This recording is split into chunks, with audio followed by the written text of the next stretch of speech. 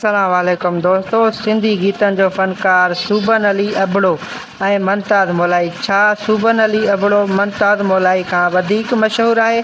छा सूबन अली अबड़ो मुमताज़ मोलाई खां वधीक अमीर आहे?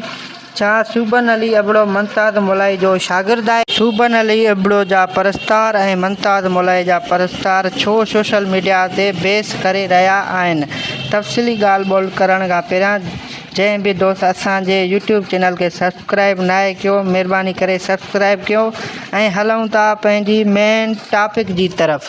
आज़ाद प्रोडक्शन जो फ़नकार या खणी ईअं चऊं आज़ाद प्रोडक्शन जो उभरंदड़ फ़नकार सूबन अली अबड़ो हिन वक़्तु काफ़ी सिंध में मशहूरु आहे। सूबन अली अबड़ो मुमताज़ मोलाई खां वधीक मशहूरु न आहे।